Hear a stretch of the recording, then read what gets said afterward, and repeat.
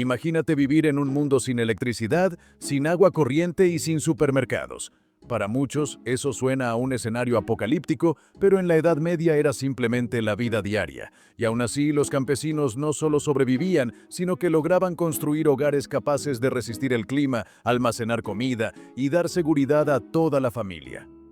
Hoy vamos a recorrer paso a paso cómo construir una auténtica casa medieval, utilizando técnicas que todavía funcionan a la perfección.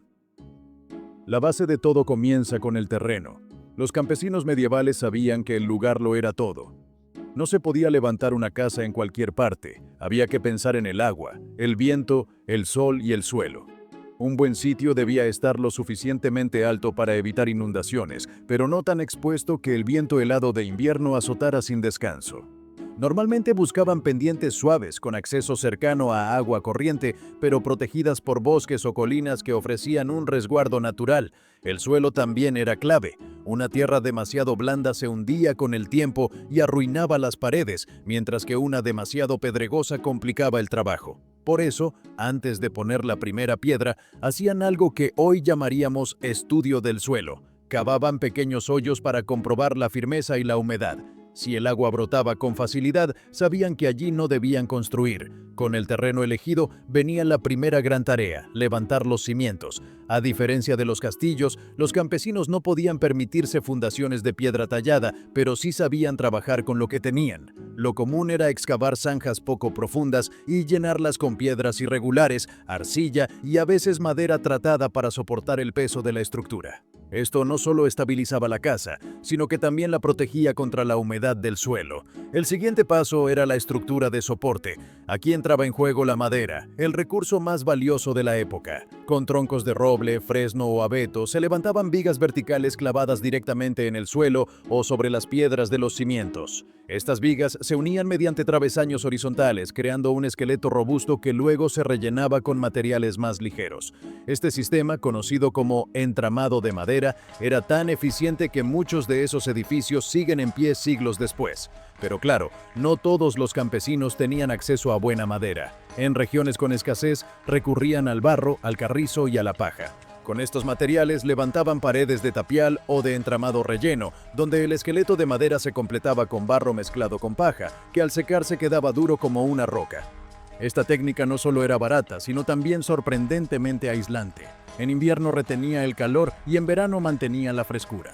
Las paredes, sin embargo, no eran la parte más importante. Lo verdaderamente esencial era el techo, porque de nada servía un refugio con muros fuertes si la lluvia lo empapaba todo. El secreto estaba en la inclinación. Los campesinos medievales construían techos muy inclinados, a menudo con ángulos de más de 40 grados, para que la nieve y el agua resbalaran con facilidad.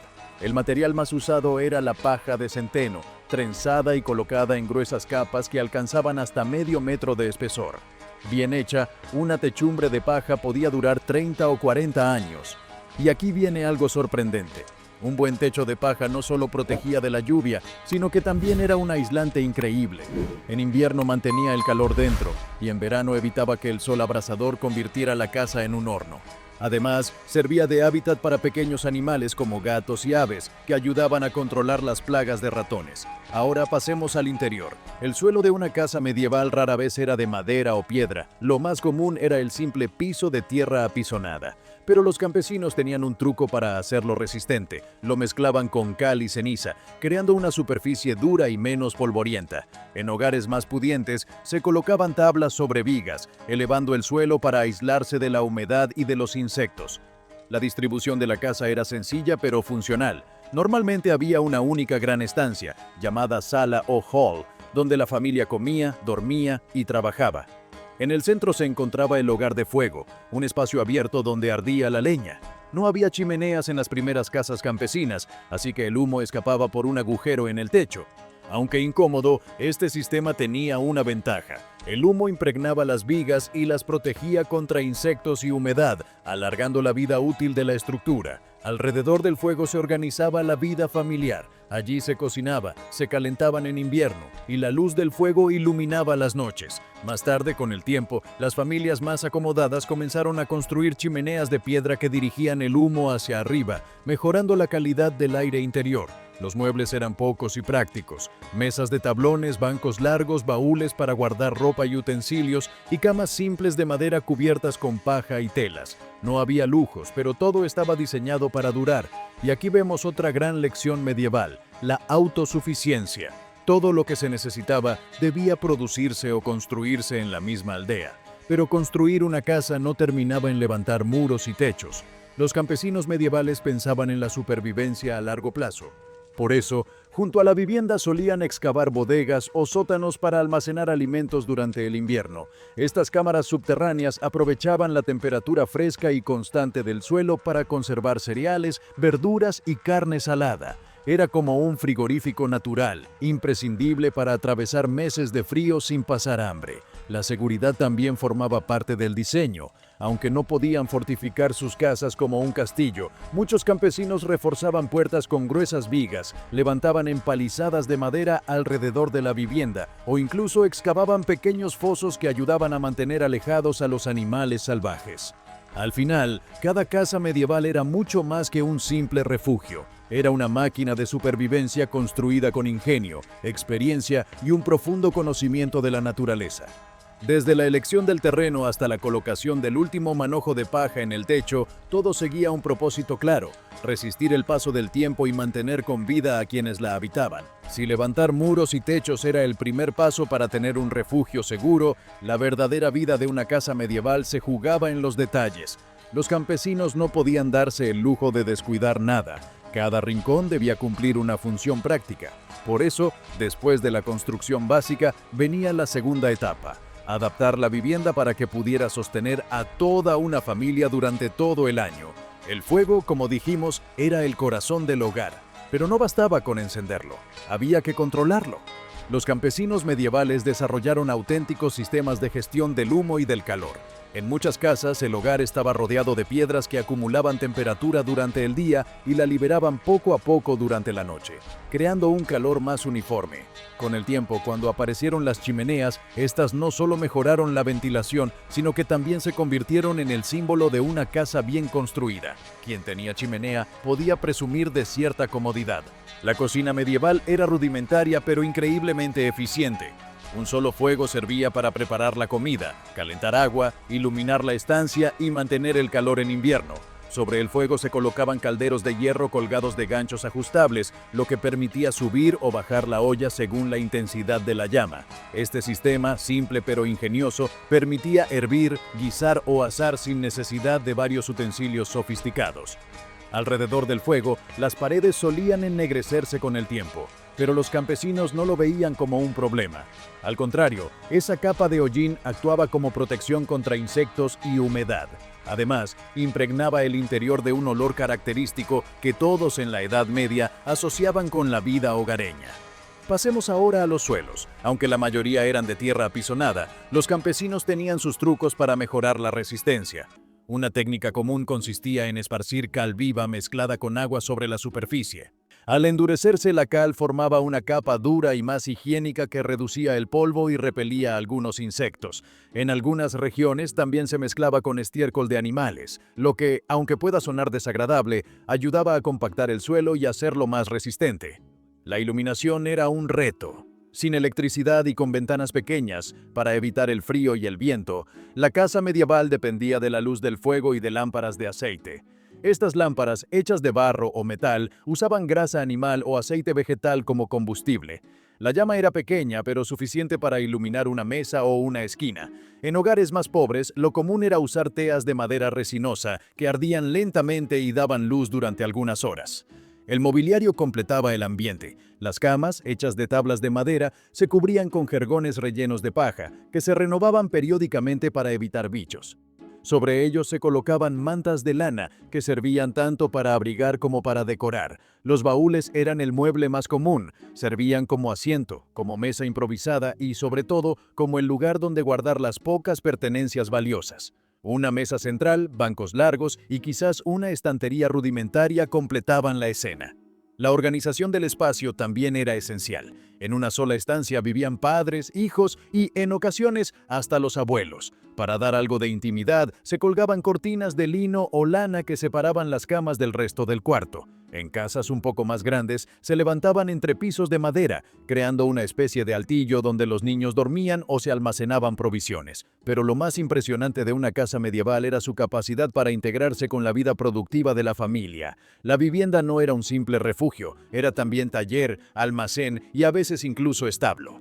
En muchas aldeas, los animales menores, como gallinas o cabras, compartían espacio con las personas, sobre todo en invierno. El calor de los animales ayudaba a mantener la casa más cálida y al mismo tiempo estaban protegidos de los depredadores. La gestión de los alimentos era otra parte fundamental. Las casas campesinas incluían despensas o pequeños almacenes donde se guardaban cereales, legumbres y carne salada. Las paredes de barro y piedra mantenían la temperatura relativamente estable, lo que ayudaba a conservar la comida durante meses. En las regiones más frías se excavaban sótanos o bodegas subterráneas que funcionaban como frigoríficos naturales. Allí se almacenaban barriles de cerveza, raíces, manzanas y quesos que podían durar todo el invierno. La seguridad nocturna también estaba prevista. Aunque una casa campesina no era una fortaleza, sí incluía mecanismos básicos para protegerse. Las puertas de madera gruesa se cerraban con travesaños internos que impedían que se abrieran desde fuera. En algunos casos, se construían empalizadas de madera alrededor de la vivienda, con una pequeña entrada que se aseguraba por las noches. Estas defensas no solo mantenían alejados a los ladrones, sino también a los lobos y osos, que eran una amenaza real en muchas regiones. Las casas medievales también estaban pensadas para crecer con el tiempo. Una familia podía empezar con una sola estancia, pero a medida que mejoraban sus condiciones, añadían anexos. Estos podían ser graneros, establos, talleres de herrería o incluso habitaciones adicionales. La modularidad era parte del diseño y cada ampliación se hacía con los mismos materiales básicos: madera, barro y paja. La conexión con la naturaleza era constante. Los campesinos sabían aprovechar cada recurso a su alrededor. La madera de los bosques cercanos, la piedra de los ríos, el barro de los campos, todo se transformaba en parte de la casa. Este uso local de materiales hacía que cada vivienda fuera única, adaptada a su entorno específico. Visto desde hoy, lo sorprendente es que muchas de estas técnicas no solo funcionaban en su tiempo, sino que podrían ser aplicadas perfectamente en el presente. Casas sostenibles, hechas con recursos naturales, adaptadas al clima y con un consumo energético casi nulo.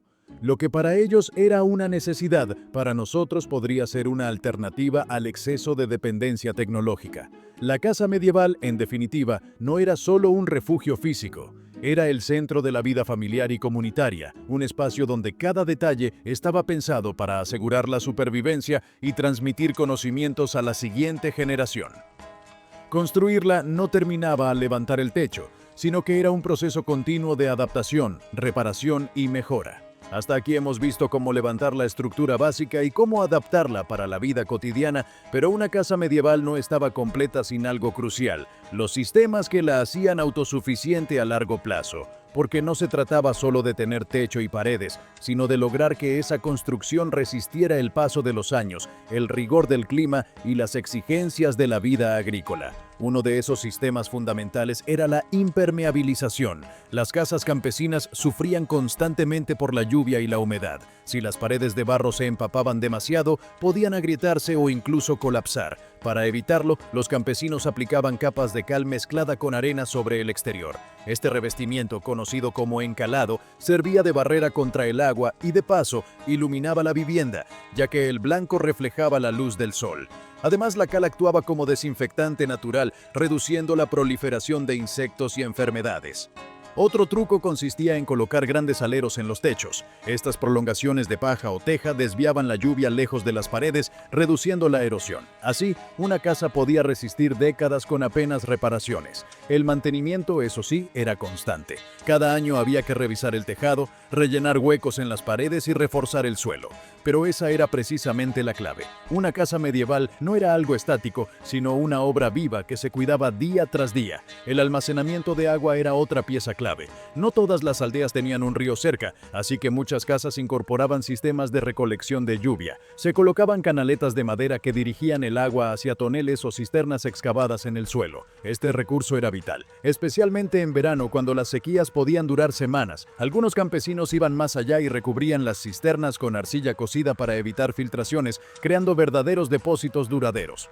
El aislamiento era un tema central. En pleno invierno europeo, las temperaturas podían ser brutales. Para mantener el calor, además de los gruesos techos de paja, los campesinos colgaban tapices o telas en las paredes interiores. No eran lujos decorativos, sino una forma práctica de evitar corrientes de aire. En regiones más frías, rellenaban los muros con estiércol seco o fibras vegetales, que funcionaban como aislantes naturales. Era un ejemplo claro de cómo aprovechaban cualquier recurso a mano para mejorar la calidad de vida. En cuanto a la organización exterior, las casas medievales rara vez estaban solas. Alrededor de la vivienda principal solía haber anexos indispensables: el granero para guardar el grano, el establo para los animales y el taller para reparar herramientas. Todo esto formaba un pequeño complejo autosuficiente.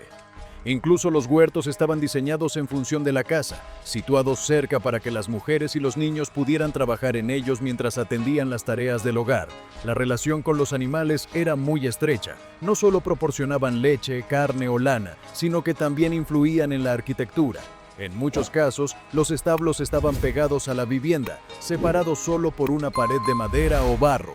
Así, el calor de las vacas o cabras se aprovechaba para calentar la casa en invierno. Por la mañana bastaba abrir una puerta interior para atender al ganado sin tener que salir al frío intenso. Otro elemento importante era la ventilación. Aunque las casas medievales buscaban conservar el calor, también sabían que el aire viciado podía ser peligroso.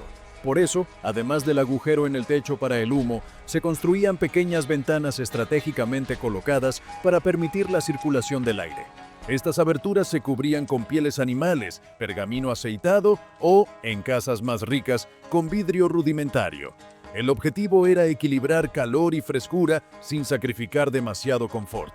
El mobiliario, aunque sencillo, también evolucionaba con el tiempo. Por ejemplo, las camas pasaban de ser jergones de paja en el suelo a estructuras de madera elevadas, que mantenían alejados a los durmientes de la humedad y los insectos. En casas más prósperas, incluso se construían camas con dosel, no por lujo, sino para atrapar mejor el calor corporal durante las noches gélidas. La iluminación artificial también tenía sus trucos. Además de las lámparas de aceite y las teas, en algunos lugares se usaban velas hechas de sebo animal. No eran agradables al olfato, pero ofrecían horas de luz. Las familias acomodadas podían permitirse velas de cera de abeja, mucho más limpias y duraderas.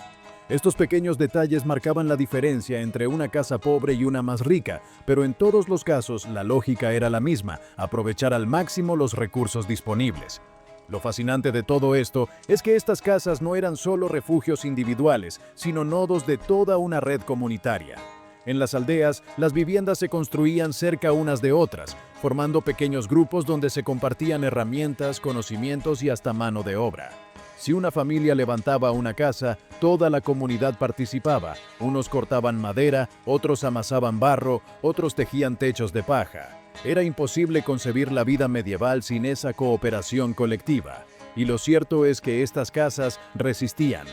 Hoy podemos visitar aldeas reconstruidas o incluso originales en regiones rurales de Europa y ver cómo, con el mantenimiento adecuado, estas construcciones siguen en pie siglos después. Paredes de barro, techos de paja, suelos de tierra, todo funcionaba porque estaba en armonía con el entorno. Nada se desperdiciaba, nada se hacía de más. Si lo pensamos bien, la verdadera genialidad de la casa medieval no estaba en sus materiales, que eran simples y locales, sino en la mentalidad que los guiaba. Se construía con la vista puesta en la supervivencia, en la comunidad y en la continuidad. No había espacio para lo innecesario ni para el derroche, y por eso, incluso hoy, esas técnicas pueden inspirarnos en un mundo que busca soluciones más sostenibles. Cuando hablamos de una casa medieval, lo primero que pensamos es en muros de barro, techos de paja y suelos de tierra, pero reducirla solo a eso sería quedarse en la superficie. La verdad es que la vivienda era mucho más que un refugio. Era el corazón de la vida familiar, el lugar donde se transmitían costumbres, creencias y conocimientos que pasaban de generación en generación. Construirla era levantar un espacio físico, sí, pero también un mundo simbólico. La decoración era mínima, pero cada objeto tenía un valor enorme. Los tapices no solo servían como aislantes térmicos, también contaban historias, mostraban escenas religiosas o transmitían identidad comunitaria. Incluso en casas humildes, un simple trozo de tela coloreada podía representar orgullo y pertenencia. Las paredes encaladas brillaban a la luz del fuego, dándole al interior una atmósfera cálida y hogareña, muy distinta a la imagen oscura y lúgubre que solemos imaginar. El mantenimiento constante también era parte de la vida cotidiana. No había albañiles disponibles para arreglar desperfectos, así que cada familia se convertía en su propio arquitecto y reparador. Si una viga se debilitaba, se cambiaba. Si el barro de las paredes se agrietaba, se volvía a enlucir. Si el techo de paja perdía densidad, toda la familia, junto con los vecinos, participaba en la renovación. Estas tareas reforzaban los lazos comunitarios porque todos sabían que mañana serían ellos quienes necesitarían ayuda. Pero más allá de la función práctica, la casa medieval era un lugar cargado de simbolismo. El hogar de fuego, por ejemplo, era visto como el centro espiritual de la familia. Allí se reunían para rezar, para compartir las comidas y para transmitir historias orales. El fuego no solo calentaba, también unía. De hecho, muchas supersticiones estaban ligadas a mantener el fuego vivo. Apagarlo accidentalmente era considerado un mal presagio. Los nacimientos y las muertes ocurrían dentro de esas mismas paredes. La cama, que servía para descansar cada noche, también era el lugar donde llegaban nuevas vidas al mundo y donde se despedían a los que partían. Así, la casa se convertía en un testigo íntimo de todos los ciclos vitales, y esto la hacía más que un refugio, era la memoria material de toda una familia. La enseñanza también tenía lugar dentro de esas paredes. Los niños aprendían observando a los mayores, cómo reparar un muro, cómo almacenar el grano, cómo encender un fuego sin desperdiciar leña. El conocimiento no se transmitía en libros, sino en acciones repetidas día tras día en la vida doméstica. Una casa medieval, en ese sentido, era una escuela viva. La relación con el entorno también reforzaba esa visión. Cada material usado en la construcción tenía un origen cercano y un significado. La piedra del río recordaba la fuerza de la naturaleza. La madera del bosque conectaba con los ciclos de crecimiento y tala. La paja de los campos cerraba el círculo de la cosecha. Así, la casa era literalmente una extensión del paisaje que la rodeaba, integrada en él de manera casi orgánica. Lo curioso es que, aunque eran casas pensadas para la supervivencia, no carecían de ingenio. En regiones donde el clima era más duro, se desarrollaron técnicas adicionales como los pisos elevados para evitar inundaciones o las paredes dobles rellenas de materiales aislantes. En lugares más cálidos, las casas tenían patios interiores que ayudaban a regular la temperatura. Cada detalle respondía a una necesidad real y cada innovación se transmitía de generación en generación. Y aquí es donde encontramos una gran diferencia con nuestras casas modernas. Hoy construimos con materiales industriales iguales en todas partes, sin importar el entorno. Una casa en el norte frío de Europa puede estar hecha con los mismos elementos que una en el sur cálido. En la Edad Media cada casa era única, moldeada por su paisaje. Y eso la hacía mucho más eficiente y sostenible. En cierto modo, estas casas medievales siguen siendo una lección para nosotros. Eran resistentes, autosuficientes, comunitarias y profundamente conectadas con el entorno. No buscaban la perfección estética ni el lujo innecesario, sino la durabilidad y la funcionalidad. Y sin embargo, lograban algo que a menudo nos falta: un sentido de hogar arraigado en la tierra y en la memoria. Quizá por eso, cuando hoy visitamos aldeas medievales conservadas o reconstruidas, sentimos una especie de nostalgia, aunque nunca hayamos vivido allí, porque intuimos que esas casas, simples y prácticas, estaban diseñadas para lo esencial: proteger, unir y perdurar. En conclusión, construir una casa medieval paso a paso no era solo un trabajo de albañilería o carpintería. Era levantar un espacio donde se condensaba toda la vida, el frío y el calor, la abundancia y la escasez, la infancia y la vejez, la esperanza y el miedo. Cada piedra, cada viga y cada manojo de paja tenían un propósito claro, y aunque hoy contamos con tecnologías avanzadas, la verdad es que esas casas medievales siguen recordándonos algo básico: que un hogar no se mide por su lujo, sino por su capacidad de resistir el tiempo y de cuidar a quienes lo habitan.